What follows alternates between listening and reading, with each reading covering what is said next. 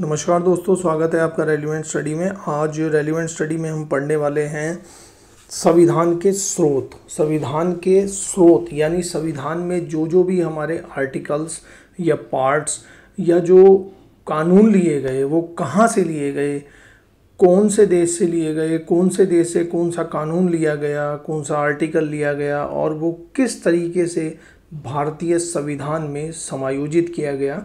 जैसा कि आप जानते हैं, भारतीय संविधान विश्व का सबसे विस्तृत संविधान है, सबसे बड़ा लिखित संविधान है, पूरे विश्व का सबसे एक जटिल डॉक्यूमेंट है, एक जिसे कह सकते हैं कि एक बहुत ही बड़ा।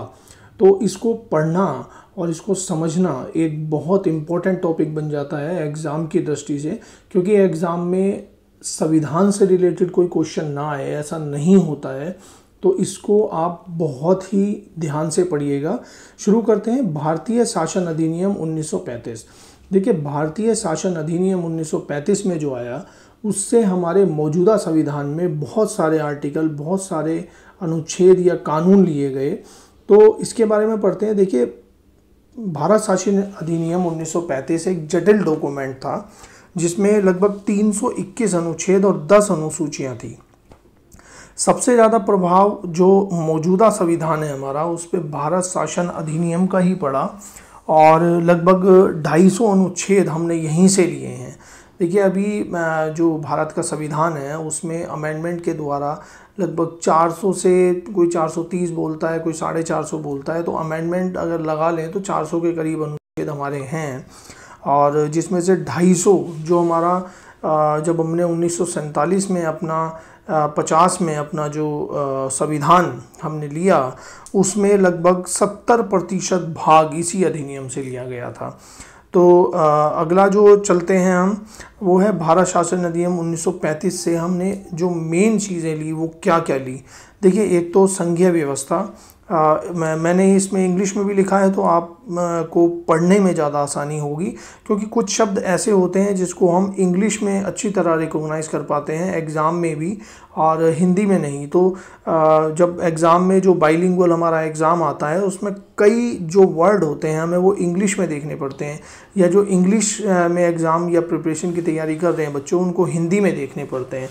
तो आप इसको बहुत ध्यान से देखिएगा कि संघीय व्यवस्था, राज्यपाल का कार्यालय यानी गवर्नर्स ऑफिस, न्यायपालिका का ढांचा, आपातकालीन उपबंध, लोक सेवा आयोग और शक्तियों के विवरण की 3 जो सूचियां हैं हमारी, यानी जो हमारी संघ सूची है या राज्य सूची है, संवर्ती सूची है, ये सब हमने भारत शासन अधिनियम 1935 से ली हैं। अगला चलते हैं, अमेरिका का संविधान से हमने क्या क्या लिया। अब देखिए दोस्तों, मैंने इसमें एक ट्रिक देने की कोशिश की है, क्योंकि बहुत सारी चीज़ें हमने दूसरे देशों से ली हैं और भारत शासन अधिनियम 1935 से लिए हैं, जिसे याद करना एक बहुत ही जटिल प्रक्रिया है। तो इसको आप किस तरीके से याद कर सकते हैं ताकि एग्ज़ाम में आप रिकॉल कर सकें। देखिए, पढ़ना एक अलग चीज़ है, लेकिन जब एग्ज़ाम में क्वेश्चन आता है तो वहाँ पे हम कंफ्यूज हो जाते हैं कि कौन सी चीज़ कहाँ से ली है। तो इसके लिए मैंने एक ट्रिक बनाई है, उस ट्रिक को आप बहुत ही ध्यान से पढ़िएगा और बहुत इजी ट्रिक है। आप 1, 2 बार 3 बार पढ़ेंगे और थोड़ी सी इसकी प्रैक्टिस करेंगे तो आप इन चीज़ों को कभी भी भूल नहीं पाएंगे। तो देखिए, अमेरिका के संविधान से देखते हैं पहले हमने क्या क्या लिया। मौलिक अधिकार हमने लिए जिन्हें हम मूल अधिकार बोल देते हैं, न्यायपालिका की स्वतंत्रता, न्यायिक पुनरीक्षण या पुनराविलोकन का सिद्धांत जिसे हम बोल देते हैं, सर्वोच्च न्यायालय, उच्च न्यायालयों के न्यायाधीश को पद से हटाना या राष्ट्रपति पर महाभियोग किस तरीके से लगाया जाता है वो हमने अमेरिका के संविधान से लिया है। उपराष्ट्रपति का पद वो भी हमने किससे लिया है, अमेरिका के संविधान से। अब इसकी ट्रिक पढ़ लेते हैं। देखिए, अमेरिका हमारे संविधान के मूल में है। ये एक 2-3 सेंटेंसेस हैं, इनको हमें याद करना है। देखिए, अमेरिका हमारे संविधान के मूल में है।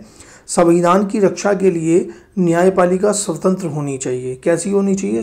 देखिए, संविधान की रक्षा होगी, न्यायपालिका करता है तो न्यायपालिका स्वतंत्र होनी चाहिए। अगर ना हो तो न्यायाधीशों को पद से राष्ट्रपति के 7 महाभियोग लगाकर हटा देना चाहिए और उपराष्ट्रपति को उसका पद दे देना चाहिए। इस सेंटेंस को याद कीजिए, अमेरिका से जितनी भी हमने चीज़ें अपने संविधान में शामिल की हैं आप कभी नहीं भूलेंगे।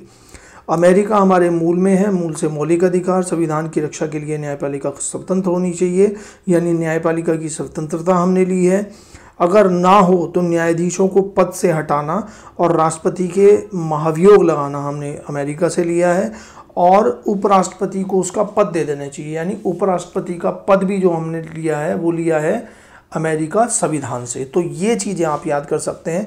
अब अगला चलते हैं अब जब आप पढ़ते रहेंगे तो आपको और ज़्यादा क्लियर होता रहेगा। देखिए ब्रिटेन से हमने क्या ली, ब्रिटेन से बहुत सारी चीज़ें हमने ली हैं। क्या क्या लिया है, संघीय व्यवस्था, मंत्रिमंडलीय प्रणाली, यानी कैबिनेट सिस्टम हमारा किस तरीके के होगा। जैसे हमारा कैबिनेट सिस्टम होता है जिसमें हमारे मंत्री परिषद होता है, कैबिनेट मिनिस्टर होते हैं, राज्य मंत्री होते हैं, उप मंत्री होते हैं। विधायी प्रक्रिया यानी लेजिस्लेटिव, जो भी हमारी संसदीय प्रक्रिया होती है वो कैसे चलेगी। राज्याध्यक्ष या का प्रतीकात्मक या नाम मात्र का महत्व, यानी जो हमारे राष्ट्रपति होते हैं उनका प्रतीकात्मक या नाम मात्र का महत्व होता है बस। एकल नागरिकता कैसे होती है, परमादेश यानी रिट कैसे जारी करते हैं, द्विसदन यानी दो सदन हमारे यानी लोकसभा, राज्यसभा या राज्यों में विधानसभा और विधान परिषद कैसे होते हैं। संघीय विशेषाधिकार क्या होता है, यानी जो संसद होती है, संसद के जो सदस्य होते हैं उनके जो विशेषाधिकार होते हैं वो भी हमने इससे लिए हैं। तो ट्रिक इसको कैसे याद करेंगे कि इंग्लैंड की संसद व्यवस्था अपनाकर हमने अपने मंत्रिमंडल बनाया और विधायी प्रक्रिया शुरू की और सबको एक जैसी नागरिकता दी कि वे अपने परमाधिकार से रिट जारी करें और द्विसदन में अपना संसदीय विशेषाधिकार का इस्तेमाल करें। देखिए बहुत सिंपल ट्रिक है, एक थोड़ा सा इमेजिन करने की, आप अपने लेवल पे इमेजिन करिए इसको कि इंग्लैंड की जो संसदीय व्यवस्था है, इंग्लैंड की संसदीय व्यवस्था है अपनाकर हमने अपना मंत्रिमंडल बनाया और विधायी प्रक्रिया शुरू कर दी। मंत्रिमंडल बनाया और विधायी प्रक्रिया शुरू कर दी कि और सबको एक जैसी नागरिकता हमने दी, ठीक है। उसके बाद हमने परमादेश से रिट जारी की और द्विसदन में अपना संसदीय विशेषाधिकार इस्तेमाल किया। तो ये जो मैंने रेड से दर्शाई हैं चीज़ें, यही हैं जो हमने ब्रिटेन के संविधान से लिए हैं। अगला चलते हैं हम आयरलैंड के संविधान से हमने क्या क्या लिया है। राज्यसभा के लिए जो सदस्य होते हैं उनका नामांकन कैसे होगा, यानी जब वो चुने जाने से पहले अपना नामांकन चुनाव आयोग के सामने प्रस्तुत करते हैं तो वो किस तरीके का होना चाहिए। राज्य के नीति निर्देशक सिद्धांत बहुत महत्वपूर्ण है, बहुत क्वेश्चन बहुत एग्जाम में आ चुका है।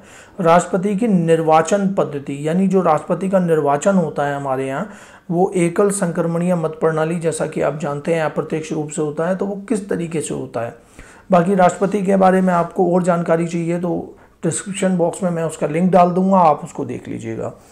देखिए आयरन के पेन से सभी राज्यसभा सदस्यों का नाम लिखते हैं, यानी क्या लिखते हैं, नामांकन आयरन के पेन से लिखते हैं, ठीक है, लिखा और उन्हें नीति के निर्देश यानी नीति के निर्देश बताए किए कि राष्ट्रपति का निर्वाचन करें।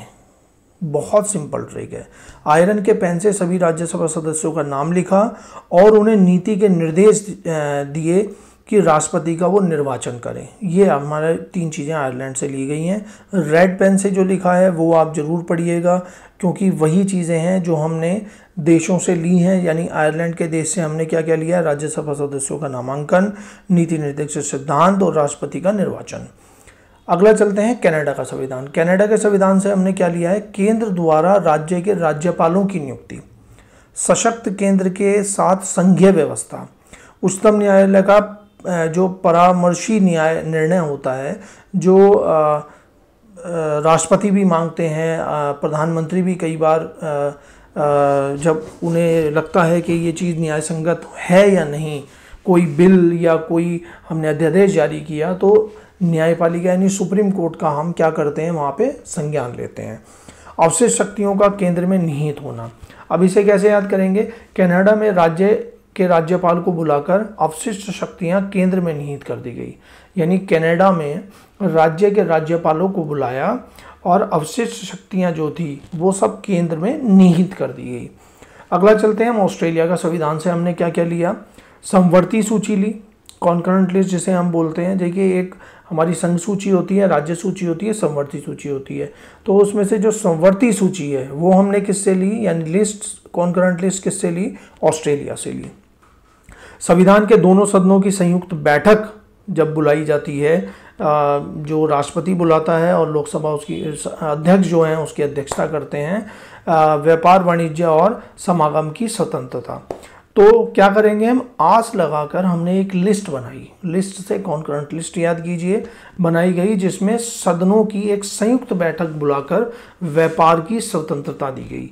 तो व्यापार की स्वतंत्रता भी यहाँ पर याद कीजिएगा, ये रेड नहीं हो पाया है, तो आस लगाकर, यानी ऑस्ट्रेलिया से हमने कॉन्करेंट लिस्ट ली और सदनों की एक संयुक्त बैठक बुलाई, ठीक है, और उसमें उनको व्यापार की स्वतंत्रता दी गई।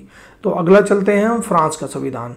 फ्रांस का संविधान से हमने क्या लिया, गणतंत्रात्मक ढांचा यानी रिपब्लिक स्ट्रक्चर, स्वतंत्रता, समता और बंधुता के आदर्श।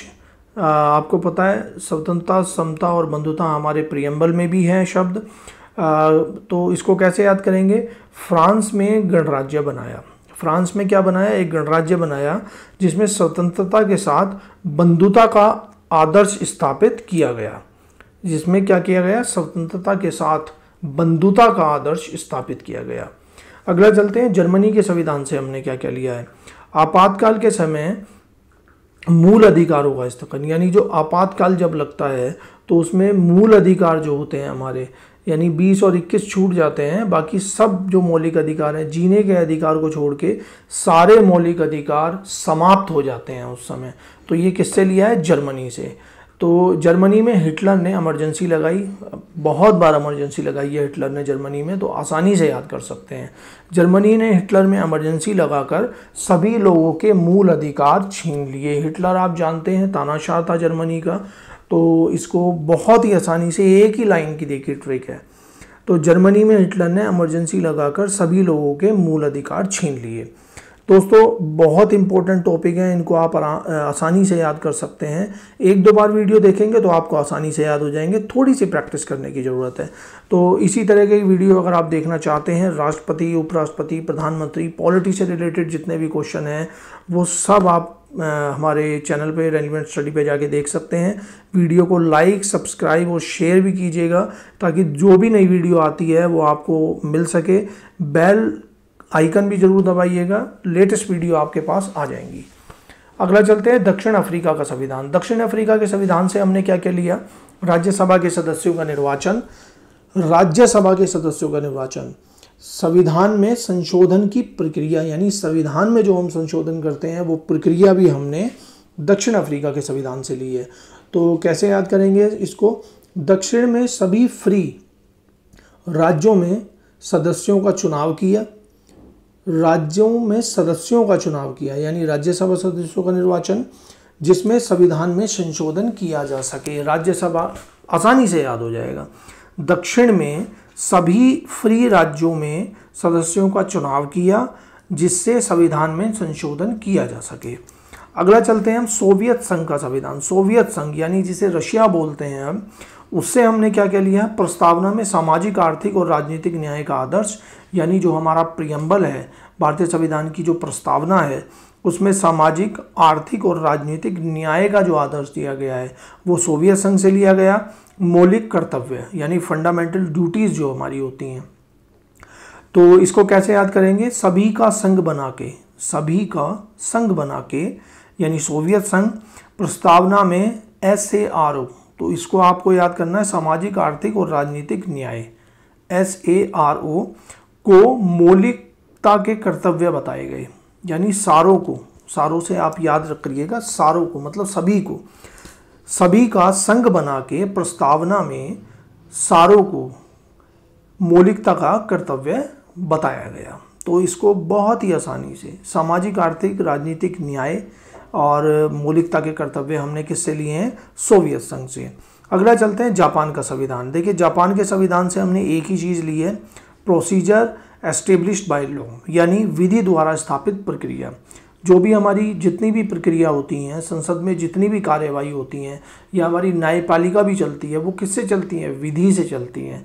जिस तरीके से संसद चलाने की प्रक्रिया है, चाहे वो लोकसभा हो, चाहे राज्यसभा हो, विधानसभा हो, चाहे विधान परिषद हो, उसमें जो विधि प्रक्रिया हैं उनको स्थापित किया गया है हमने जापान से।